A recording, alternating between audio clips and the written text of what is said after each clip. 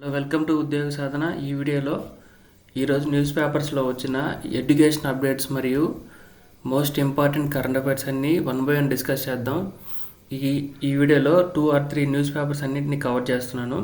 ఎవరైనా first time మన channel visit చేస్తుంటే ఖచ్చితంగా సబ్స్క్రైబ్ చేసుకోండి. రెగ్యులర్గా న్యూస్ పేపర్స్ అనేవి చదవడం, రెగ్యులర్ కరెంట్ అఫైర్స్ అప్డేట్ అవ్వడం అనేది కాంపిటేటివ్ ఆస్పిరెంట్కి ఉండాల్సిన ఫస్ట్ అండ్ ఫార్మోస్ట్ క్వాలిటీ అనమాట. పోతే December 8 నుంచి అగ్నివీర్ నియామక ర్యాలీలు అనేవి ఆ గచ్చిబౌలి ఇండోర్ స్టేడియంలో జరుగుతున్నాయి. ఎవరైనా ఇంట్రెస్టెడ్ క్యాండిడేట్స్ ఉంటే తప్పకుండా అయితే దీనికి మీరు పార్టిసిపేట్ చేయండి. దీనికి సంబంధించి ఏమేమి జాబ్స్ ఉంటాయంటే అగ్నివీర్ జనరల్ డ్యూటీ, దీనికి సంబంధించి Agniveer general duty, technical clerks, store keeper పోస్టులు అన్నీ ఉంటాయి. దీని క్వాలిఫికేషన్ 10th క్లాసు, ట్రేడ్స్మెన్స్ పోస్టులకి 8th క్లాస్ క్వాలిఫై ఉండాలి. తెలంగాణ, ఆంధ్ర, తమిళనాడు, యూనియన్ టెరిటరీ అయిన పుదుచ్చేరి నుంచి మహిళా మిలిటరీ పోలీస్ అభ్యర్థులు ఈ ఏడాది February 12 నాటికి నోటిఫికేషన్ ప్రకారం అన్ని ధృవీకరణ పత్రాలు తీసుకొని రావాల్సి ఉంటుంది. అన్ని దీంట్లో ఈరోజు అయితే ప్రకటించడం జరిగింది. పోతే రెండోది, కానిస్టేబుల్ అభ్యర్థులు కోర్టు కేసు జరుగుతుందని అందరికీ తెలిసిన విషయం. దానికి సంబంధించి హైకోర్టులో పోలీస్ నియామక బోర్డు చైర్మన్ రవిప్రకాష్ కౌంటర్ దాఖలు చేశారు. దానికి సంబంధించి ఇంపార్టెంట్ అప్డేట్ అయితే ఉంది. కానిస్టేబుల్ అభ్యర్థులు ఎవరైనా ఉంటే ఈ వీడియోను వాళ్ళు షేర్ చేయగలరు. ప్రాథమిక రాత పరీక్షలో కనీస మార్కులు రాని హోంగార్డులకు ఉద్యోగాలు ఇవ్వలేమని రాష్ట్ర పోలీస్ నియామక board SLPRB chairman M Ravi Prakash గారు హైకోర్టుకు నివేదించారు. పోలీస్ కానిస్టేబుల్ ఎంపిక కోసం నిర్వహించిన ప్రాథమిక రాత పరీక్షలో అంటే ప్రిలిమినరీ ఎగ్జామినేషన్లో మినిమం క్వాలిఫైయింగ్ మార్క్స్ కూడా రాకుండా వాళ్ళని ఎలిజిబుల్ చేయాలని చెప్పి వారు దాఖలు చేసిన సంగతి మనందరికీ తెలుసు. ఈ వాద్యాలపై విచారణ జరిపిన హైకోర్టు న్యాయవాది జస్టిస్ సత్య సుబ్బారెడ్డి హైకోర్టును ఆశ్రయించిన అభ్యర్థులను దేహదారుఢ్య తుది రాత పరీక్షలకు అనుమతించాలని పోలీస్ నియామక బోర్డు ఆదేశిస్తూ ఈ నెల 12న మధ్యంతర ఉత్తర్వులు జారీ చేశారు. ఈ నేపథ్యంలో పోలీస్ నియామక బోర్డు చైర్మన్ రవిప్రకాష్ హైకోర్టులో కౌంటర్ దాఖలు చేశారు. పోలీస్ కానిస్టేబుల్ నియామకాలకు సంబంధించి ప్రాథమిక రాత పరీక్షలో అర్హులు కాని వారికి కూడా పోస్టులను భర్తీ నిమిత్తం జారీ చేసిన నోటిఫికేషన్ ప్రశ్నించే హక్కులు ఉండవని, ఇదే విషయాన్ని సుప్రీంకోర్టు సైతం స్పష్టం చేసిందని వారు పేర్కొన్నారు. పోస్టులకు దరఖాస్తు చేసే సమయంలోనే నోటిఫికేషన్లో పేర్కొన్న షరతుల గురించి పిటిషనర్లందరికీ స్పష్టంగా తెలుసునని, వాటికి అంగీకరించిన తర్వాత వారంతా ప్రాథమిక రాత పరీక్షకు హాజరయ్యారన్నారు. ప్రాథమిక రాత పరీక్షలో ఉత్తీర్ణత సాధించలేకపోవడంతో వారంతా ఇప్పుడు నోటిఫికేషన్ తప్పుడు పడుతున్నారని తెలిపారు. నోటిఫికేషన్లో పేరా నంబర్ 7లో పేర్కొన్న స్పెషల్ కేటగిరీలు హారిజంటల్ రిజర్వేషన్ హోంగార్డులు, NCC ప్రతిభావంతులైన క్రీడాకారులు అంటే మెరిటోరియస్ స్పోర్ట్స్ పర్సన్ అంటారు దీన్ని, MSPs, పోలీస్ సిబ్బంది పిల్లలు, మరణించిన పోలీసుల పిల్లలు తదితరుల కిందకు వస్తారు. ఈ హారిజంటల్ రిజర్వేషన్ కిందకు వచ్చే పోస్టులను ఖచ్చితంగా సుప్రీంకోర్టు తీర్పునకు అనుగుణంగా భర్తీ చేసి తీరాల్సిందే అని అన్నారు. అలా చేస్తే 50% రూల్ ఆఫ్ రిజర్వేషన్ దాటుతాయని చెప్పారనమాట. రూల్ ఆఫ్ రిజర్వేషన్తో సంబంధం లేకుండా హోంగార్డుల కోసం కేటాయించిన కోటాలో హోంగార్డులకు ప్రత్యేక మెరిట్ జాబితా తయారు చేస్తే రిజర్వేషన్లు 50% దాటిపోతాయని, ఇది సుప్రీంకోర్టు తీర్పునకు విరుద్ధమని రవిప్రకాష్ వివరించారు. పిటిషనర్ల అభ్యర్థనను ఆమోదిస్తే మెరిట్కు తిలోదకాలు ఇచ్చినట్లు అవుతుందన్నారు. పిటిషనర్లు తమ కులం ఆధారంగా వయసు మినహాయింపు కోరుతున్నారని పేర్కొన్నారు. అయితే తమ కేటగిరీ రూల్ ఆఫ్ రిజర్వేషన్ కింద కనీస అర్హత మార్కులు మాత్రం ఆమోదించడం లేదన్నారు. ఇది సుప్రీంకోర్టు తీర్పునకు విరుద్ధమని తెలిపారు. స్పెషల్ కేటగిరీ కింద హోంగార్డులలో OC 40%, BC 35%, SC STలు 30% కనీస మార్కులు రావాలి. కానీ కనీస అర్హత మార్పులు మినహాయింపు కోరే హక్కు అభ్యర్థులకు లేదని సుప్రీంకోర్టు తాజా తీర్పులో సైతం స్పష్టం చేసిందని తెలిపారు. వీటన్నింటిని పరిగణలో తీసుకుని మధ్యంతర ఉత్తర్వులను ఎత్తివేసిన తర్వాత సంబంధిత పిటిషనర్లు కొట్టేయాలని కోరారు. హోంగార్డులు ఏంటంటే ఈ కానిస్టేబుల్ ప్రిలిమినరీ ఎగ్జామ్లో ఓసీలకి అయితే 40% రావాలి, 200కి 80 మార్క్స్ రావాలి, బీసీలకి 70 రావాలి, SC STలు 30% 60 మార్క్స్ రావాలి. హోంగార్డ్స్ ఏంటంటే మినిమం క్వాలిఫైయింగ్ మార్క్స్ కూడా తెచ్చుకోకుండా మాకు దేహదారుడు పరీక్షలకు అనుమతించాలని చెప్పి వాళ్ళు మళ్ళీ పిటిషన్ వేశారు. ఇది కోర్టులో జరుగుతూ ఉంది. దాదాపు 2-3 years నుంచి జరుగుతూనే ఉంది. పాపం కానిస్టేబుల్ అభ్యర్థులు హోప్ కోల్పోకుండా ప్రిపేర్ అవుతారని ఆశిస్తున్నాను. ఇవి ఎడ్యుకేషన్ అప్డేట్స్. నెక్స్ట్ కరెంట్ అఫైర్స్లోకి వస్తే ఎస్టర్డే రిజల్ట్ డిక్లేర్ చేసింది అనమాట. ఎక్కడంటే మహారాష్ట్రలో, జార్ఖండ్లో ఎలక్షన్స్ జరిగాయి. దానికి సంబంధించి రిజల్ట్స్ అయితే ఇచ్చారు. రిజల్ట్ సంబంధించి అన్ని పేపర్లలో మేజర్గా దీన్ని డిస్కస్ చేశారనమాట. జార్ఖండ్లో సత్తా చాటిన ఇండియా కూటమి. జార్ఖండ్లో కాంగ్రెస్ గెలిచింది. మహారాష్ట్రలో మహాసునామీ అనే హెడ్లైన్ పెట్టాడు. మహారాష్ట్ర ఎన్నికల్లో మహాయుతి కూటమి అద్భుత విజయం సాధించడంతో ముంబైలో పరస్పరం మిఠాయిలు తినిపించుకుంటున్న ఉప ముఖ్యమంత్రి దేవేంద్ర ఫడ్నవీస్, సీఎం ఏక్నాథ్ షిండే, చిత్రంలో ఉప ముఖ్యమంత్రి అజిత్ పవార్. పక్కన పెడితే ఎగ్జామినేషన్లో మనకి ఎలా ఆడతారంటే మహారాష్ట్ర ఎన్నికలలో ఏ కూటమి గెలిచింది? మహాయుతి కూటమి. జార్ఖండ్లో ఇండియా కూటమి గెలుపుతో రాంచీ. జార్ఖండ్లో ఇటీవల జరిగిన ఎలక్షన్స్లో జార్ఖండ్లో ఈ పార్టీ గెలిచింది. జార్ఖండ్లో ఇండియా కూటమి గెలుపుతో రాంచీలో విజయ సంకేతం చూపుతున్న సీఎం హేమంత్ సోరెన్, ఆయన భార్య కల్పన, కాంగ్రెస్ నేత గులాం నబీ ఆజాద్ తదితరులు. మహారాష్ట్రలో కమలదళం వికసించింది. మహావికాస్ అఘాడీని మట్టి కరిపిస్తూ తిరుగులేని విజయం సాధించింది. జార్ఖండ్లో హేమంతం విరిసింది. ఇండియా కూటమి పరువు నిలిపింది. పోతే వయనాడులో 4.1 లక్షల మెజార్టీతో విజయానందంలో ప్రియాంక గాంధీ అని హెడ్లైన్ వేశారు. 4 లక్షల పైగా మెజార్టీ వచ్చింది కాబట్టి కొంచెం ఇంపార్టెంట్ అవుతుంది. మహారాష్ట్రలో ఎలక్షన్స్ మొత్తం అన్ని స్థానాలు జరిగాయి. 288 స్థానాలకు. మెజార్టీ 145, దీంట్లో 50% కాబట్టి. మహాయుతి అంటే ఎన్డీఏ కూటమికి వచ్చిన సీట్లు 234. మహావికాస్ అఘాడీ ఇండియా కూటమి అంటే కాంగ్రెస్ కూటమికి వచ్చింది ఈ 48 సీట్లు. ఇతరులకు 6 వచ్చాయన్నమాట. మొత్తం 288 స్థానాలు జరిగితే 234 స్థానాలు మాత్రం ఎన్డీఏ కూటమి గెలుచుకుంది. అదేవిధంగా జార్ఖండ్లో మొత్తం 81 స్థానాలకు ఎలక్షన్ జరిగితే 41 మెజార్టీ స్థానం అయితే ఇండియా కూటమి అంటే కాంగ్రెస్ కూటమి 56 స్థానాలకు గాను, ఎన్డీఏ కూటమి 24 స్థానాలకు గాను, ఇతరులు 1 స్థానం గెలుచుకున్నారు. ఎన్డీఏ ఆధ్వర్యంలో మహాయుతి కూటమి అనేది గుర్తుపెట్టుకోండి. మహాయుతి కూటమి మహారాష్ట్రలో సునామీ సృష్టించి అంచనాలను ఎగ్జిట్ పోల్స్ను మించి విజయం సాధించింది. 4/3 పైగా మెజార్టీ సాధించింది. మరోవైపు ఎగ్జిట్ పోల్స్ ఫలితాలను తారుమారు చేస్తూ జార్ఖండ్లో ఇండియా కూటమి గలమైన గెలుపును సొంతం చేస్తుంది. జార్ఖండ్లో ఏ కూటమి గెలిచింది? ఇండియా కూటమి గెలిచింది అనమాట.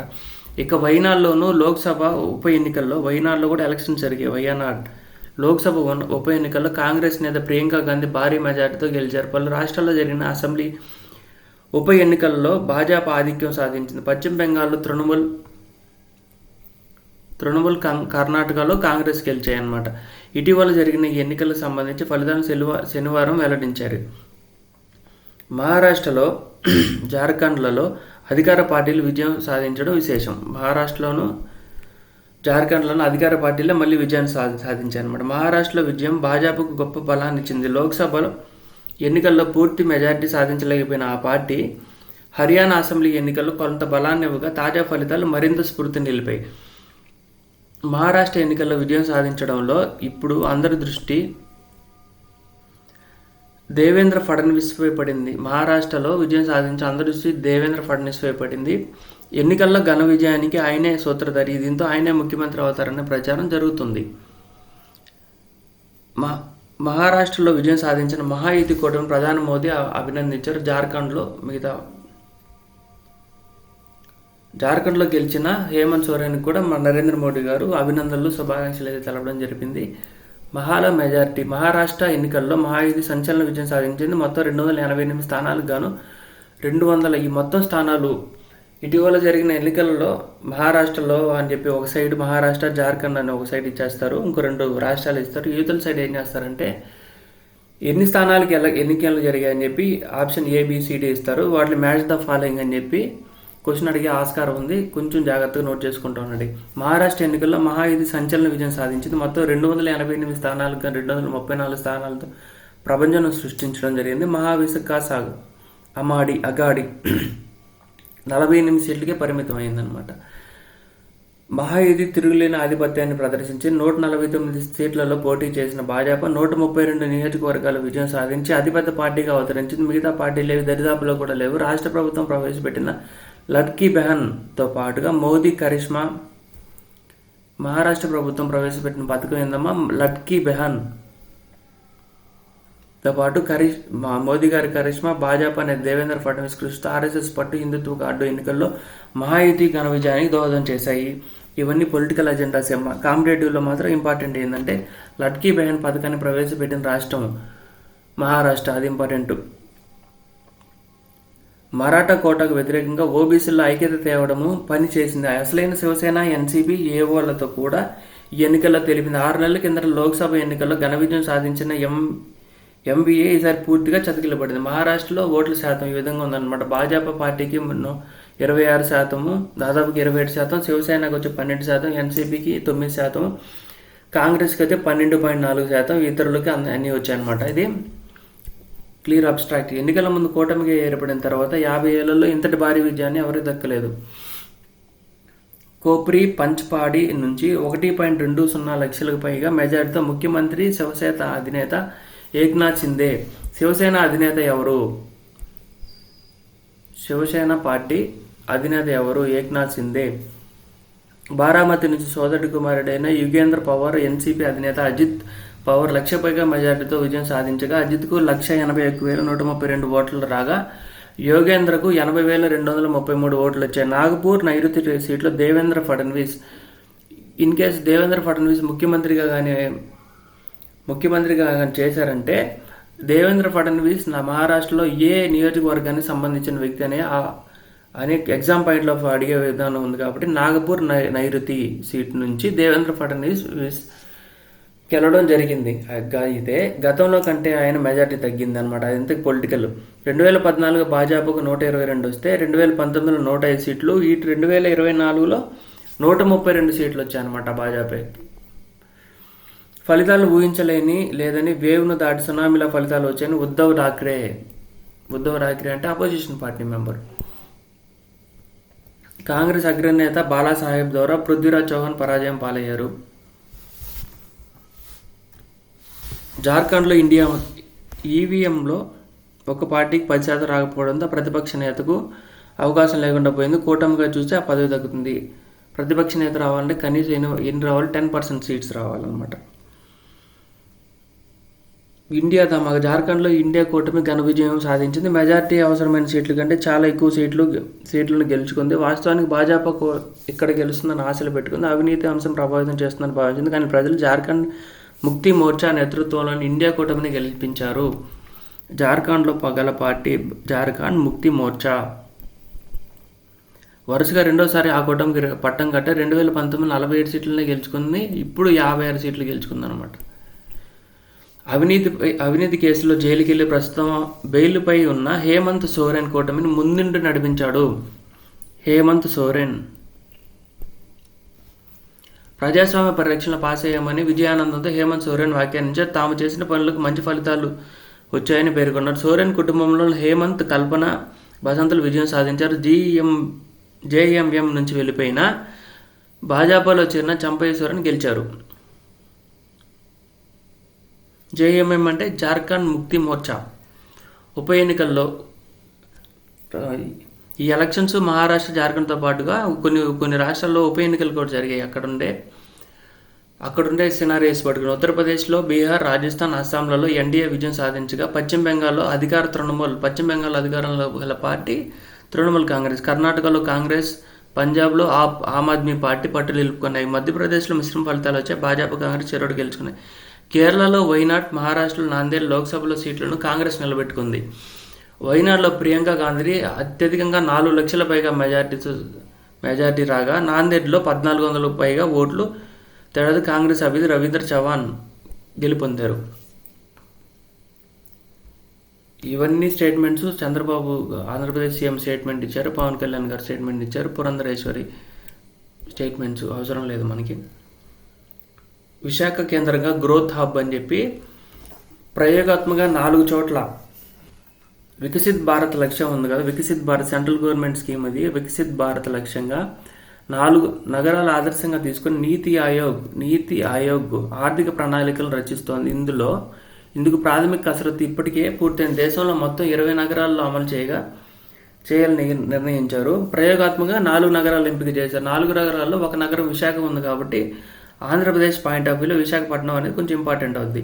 లేదా క్రింది వాటిల్లో వికసిత్ భారత్ లక్ష్యంగా నీతి ఆయోగ్ ఆమోదించిన ప్రయోగాత్మక నగరాల్లో క్రింది కానివి ఏవి అని అడుగుతారు. ఈ 4లో 3 ఇస్తారు, ఒకటి వదిలేస్తారు అనమాట. ఇవి నేర్చుకోవాలి. ఏంటంటే 4: ముంబై, వారణాసి లేదా ప్రయాగ్రాజ్, సూరత్, విశాఖ. విశాఖ ఆంధ్రప్రదేశ్, సూరత్ గుజరాత్, వారణాసి లేదా ప్రయాగ్రాజ్ అని ఉత్తరప్రదేశ్, ముంబై అనేది మహారాష్ట్ర.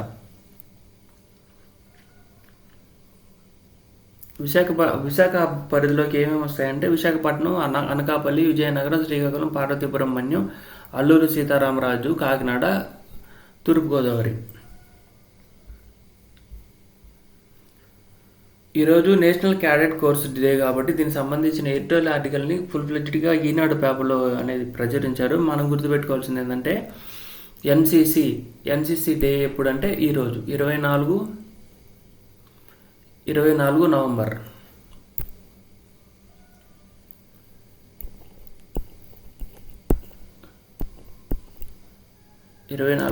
ఏంటమ్మా?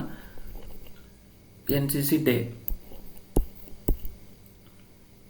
ప్రపంచంలో అతిపెద్ద యూనిఫామ్ యోజన దళంగా ఎన్సిసి ప్రసిద్ధి పొంది ఇక నవతరంగ సమాజ సేవకులకు చేతిదిద్దడంలో జాతీయ సేవా పథకం కీలకమైంది. ఈ రెండింటిని విద్యా సంస్థలో ఉద్యమ స్ఫూర్తి నెలకొల్పింది.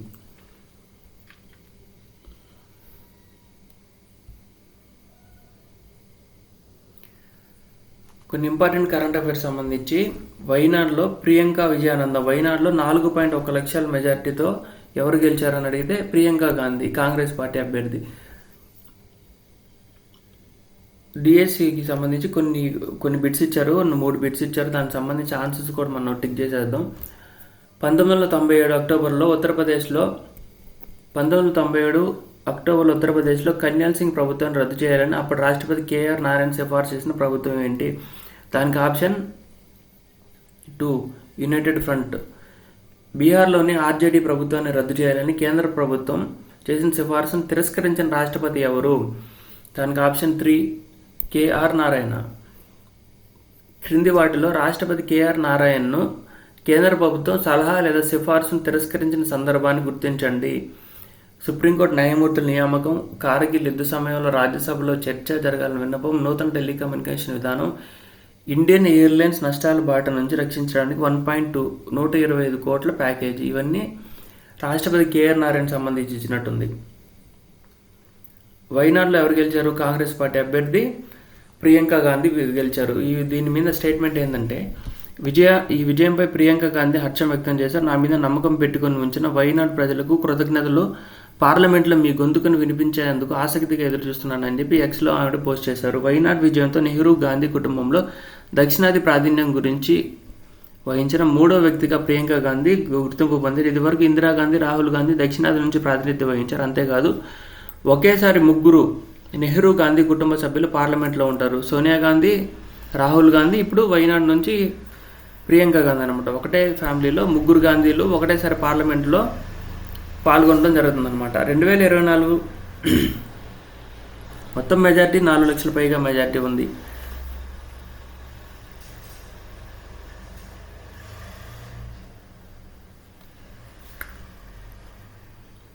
గతంలో రాహుల్ గాంధీ ఇదే స్థానంలో 3.64 లక్షల మెజార్టీని ఈవిడ అధిగమించడం జరిగింది.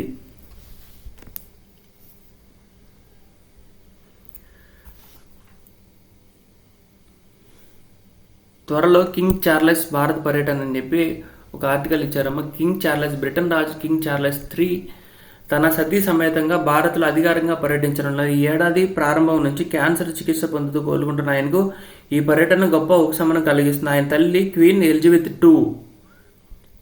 ఎలిజబెత్ II మరణంతో 2002లో చార్లెస్ III భారత ఉపఖండ పర్యటన రద్దయింది. ఈసారి పాకిస్తాన్, బంగ్లాదేశ్ సైతం బ్రిటన్ రాజు పర్యటించనున్నారని బ్రిటన్ మీడియా వెల్లడించింది. అక్టోబర్లో తన భార్య క్వీన్ కెమెల్లాతో కలిసి ఆస్ట్రేలియా వెళ్లిన బ్రిటన్ రాజు తిరుగు ప్రయాణంలో బెంగళూరులోని ఓ వెల్నెస్ కేంద్రంలో సాగిన విషయం తెలిసిందే. వారు మరోసారి కేంద్రానికి వచ్చే అవకాశం ఉంది. కింగ్ చార్లెస్ భారత పర్యటన అనేది ఇంపార్టెంట్ అవుద్ది. అమెరికాలో ఇటీవల డొనాల్డ్ ట్రంప్ పార్టీ అధ్యక్షుడిగా గెలవడం జరిగింది. దాంట్లో ఆర్థిక మంత్రిగా స్కాట్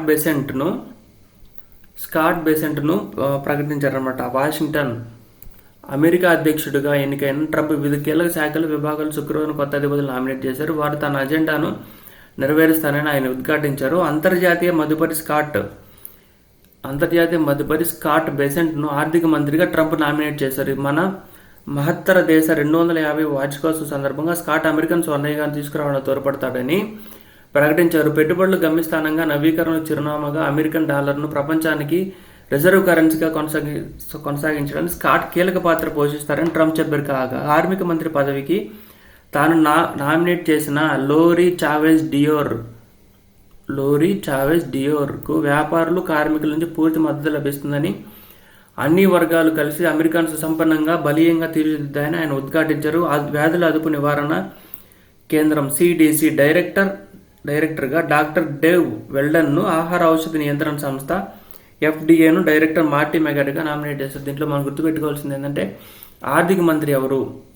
స్కాట్ బెసెంట్. ఆర్థిక మంత్రిగా స్కాట్ బెసెంట్, కార్మిక మంత్రిగా లోరీ చావెజ్ డియోర్, అమెరికా ఆర్థిక మంత్రిగా ఈయన, ఇదే విధంగా దీనిలో కొంచెం మోటివేషన్గా ఈనాడులో ఇచ్చారనమాట. ఇది యాపిల్ సంస్థ ప్రపంచ దిగ్గజ సంస్థ కంపెనీలో ఒకటికి ఎదగడానికి 40 ఏళ్ళు పట్టింది. అమెజాన్ సంస్థ ప్రస్తుత స్థాయికి చేరడం వెనుక 25 ఏళ్ల శ్రమ ఉంది. 25 years పట్టింది. మరి మనకి రాత్రికి రాత్రి అనే విజయం అనేది దక్కదు. అత్యాశ. ఒక గొప్ప లక్ష్యాన్ని అందుకోవాలన్నా, అత్యుత్తమ స్థాయికి చేరాలన్నా శ్రమతో పాటు ఓపిక కూడా ముఖ్యమనేది మీరు గుర్తించాలి. మరీ ముఖ్యంగా మనం గుర్తించాలి కాంపిటేటివ్ ఆస్పిరెంట్స్. ఓకే, 2025లో అందరికి మంచి జరగద్ది. ఖచ్చితంగా జాబ్ నోటిఫికేషన్స్ అయితే బాగానే ఉంటాయి. హోప్తో ఉండండి, గట్టిగా కష్టపడండి, ఇప్పటి నుంచే ప్రిపేర్ అవ్వండి. నోటిఫికేషన్ వచ్చిన తర్వాత ప్రిపేర్ అవుదాం అనేది మాత్రం అపోహ, కళ. అప్పుడు మీరు ఏమవుతారంటే యాస్పిరెంట్ అవుతారు కానీ విన్నర్ అవ్వాలంటే ప్రీ ప్లాన్డ్గా ఉండండి. కరెంట్ అఫైర్స్ సంబంధించి కొన్ని ఇంపార్టెంట్ పాయింట్స్ని ఈరోజు ఈనాడు ఎడ్యుకేషన్ కాలంలో ప్రకటించారనమాట. Chief of the army staff of the Indian army general Upendra Dwivedi was honoured with rank of honorary general of Nepal army on 21st November 2024. President Ramchandra Paudel, Nepal యొక్క ప్రెసిడెంట్ ఎవరని అడిగితే Ramchandra Paudel, conferred upon Dwivedi the rank of honorary general of Nepal army during the special ceremony of at president house Sheetal Niwas అనేది నేపాల్ యొక్క president యొక్క అధికారిక నివాసంలో ఆ భారత ఆర్మీ యొక్క చీఫ్ ఆర్మీ స్టాఫ్ ఇండియన్ ఆర్మీకి జనరల్ అయిన ఉపేంద్ర ద్వివేది ఈ జనరల్ ఆఫ్ నేపాల్ ర్యాంక్ని ఇవ్వడం జరిగింది. ఇది రెండోది, the 22nd meeting of Indian and Russia working group on military technical cooperation and defence industry was held in New Delhi on 22nd November 2024. 22వ భారత Russia working group of military technical cooperation ఎక్కడ జరిగిందంటే న్యూఢిల్లీలో జరిగింది.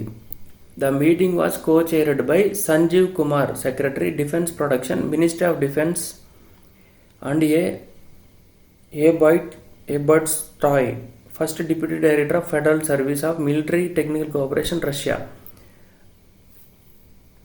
RBI, Reserve Bank of India, and the Maldives Monetary Authority (MMA) have signed memorandum of understanding to establish a framework for promoting the use of local currencies Indian rupee and Maldive rufiya.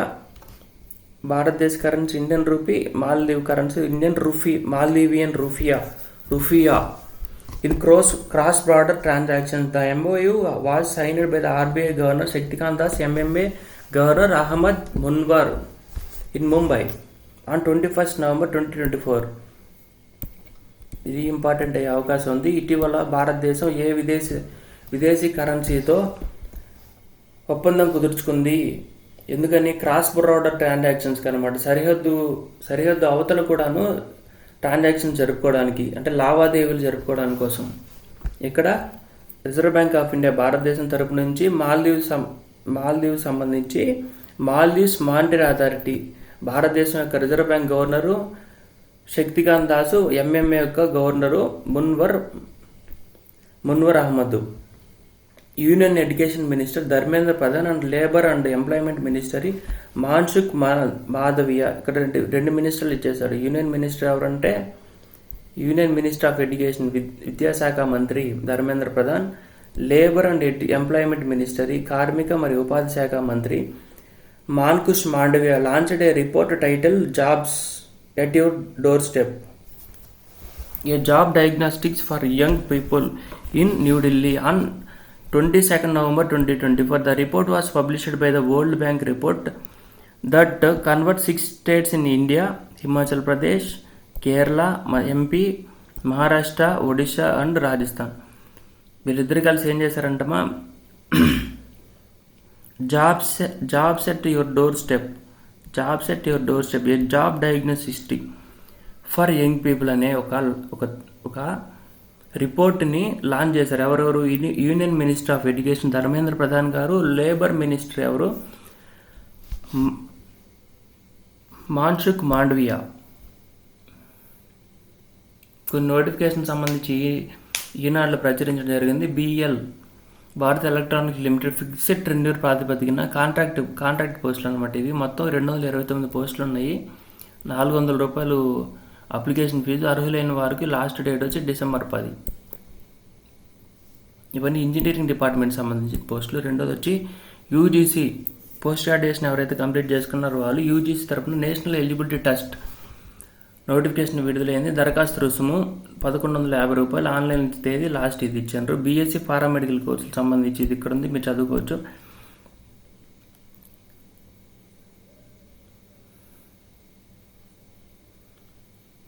సంక్షేమ యంత్రాంగం సంబంధించి దేశంలో వీరెవరైనా మహమ్మద్ అన్సారీ,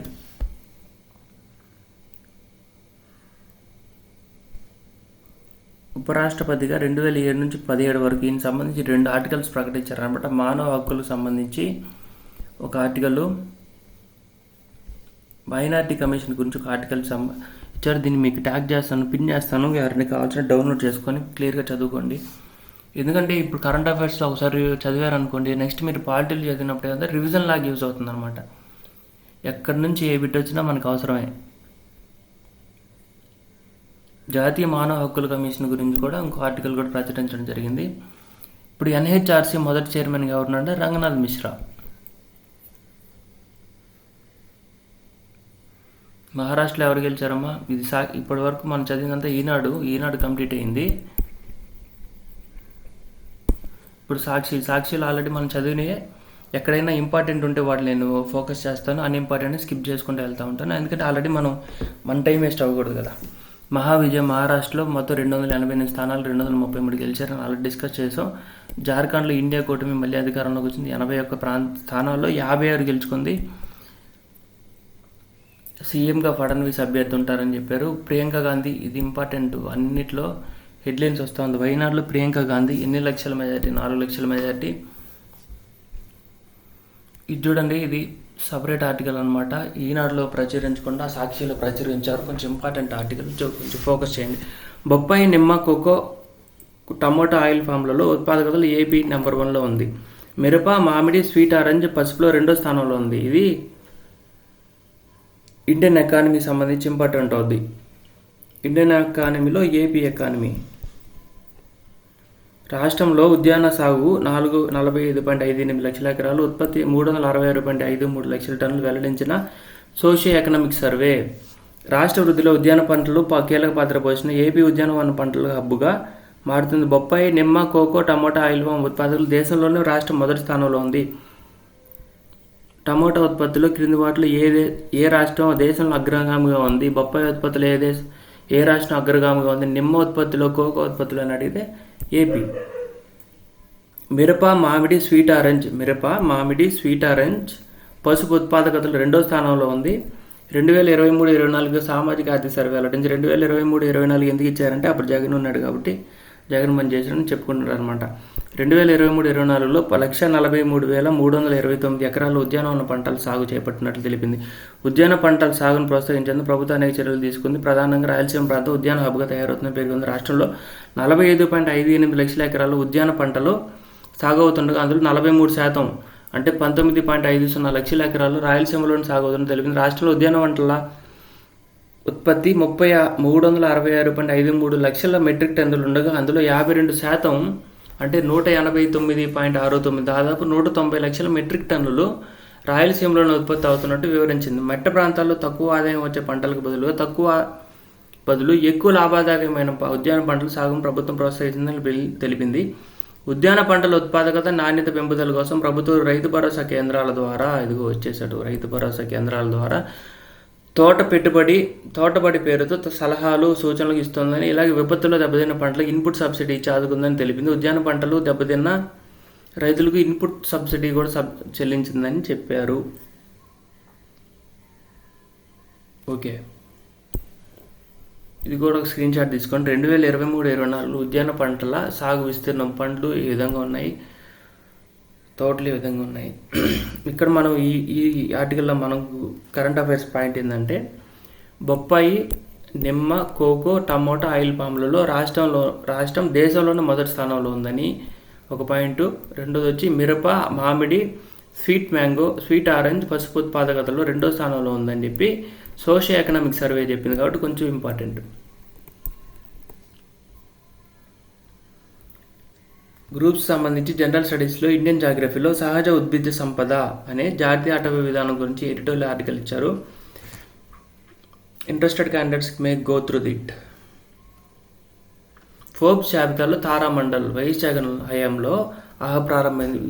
మనం ఎక్కడి కాడో తీసుకోవాలంటే Forbes జాబితాలో తారామండల్ ఉంది. దీనికి సంబంధించి ఆంధ్ర విశ్వవిద్యాలయం ఆ హబ్లో కార్యకలాపాలు నిర్వహిస్తున్న తారామండల్ స్టార్టప్ ప్రతిష్టాత్మక గుర్తింపు సొంతం చేసుకుంది. ఏపీలో మొట్టమొదటి స్పేస్ టెక్ స్టార్టప్గా చరిత్రను సృష్టించిన తారామండల్ టెక్నాలజీస్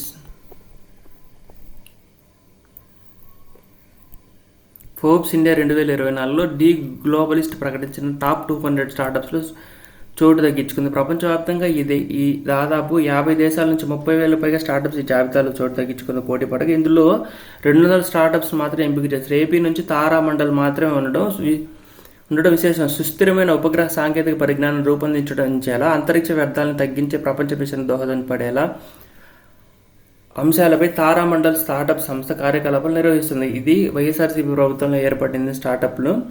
అది ఎక్కడ ఉంది? ఏయూలో ఉంది, ఆంధ్ర విశ్వవిద్యాలయంలో ఉంది. 150కి పైన పురుట్లు పోసుకుని అద్భుతమైన విజయాన్ని సాధిస్తున్నాయి. అన్నీ అనవసరం. మనకు కావాల్సింది ఏంటంటే ఫోర్బ్స్లో ఆంధ్రప్రదేశ్ నుంచి ఎంపికైన స్టార్టప్ ఏది? తారామండల స్టార్టప్ ఎక్కడ ఉంది? ఏయూలో ఉంది. క్లియర్. వైనాడులో ప్రియాంక 4 లక్షల పైగా మెజార్టీ ఉంది కాబట్టి ఈయన గురించి కూడా మనం తెలుసుకోవాలి. బీజేపీ మహావిజయం ఆల్రెడీ డిస్కస్డ్. మహాయుతి కూటమి ఎన్ని వచ్చాయి? 233 స్థానాలు వచ్చాయి. 49 ఎంబీఏకి వచ్చి ఇతరులకు 6 వచ్చాయి. టోటల్ ఎన్ని అమ్మ? 288. గుర్తుపెట్టుకోండి. 288 మెజార్టీ 145 రావాలి. ఎన్ని వచ్చాయి? 233 వచ్చాయి.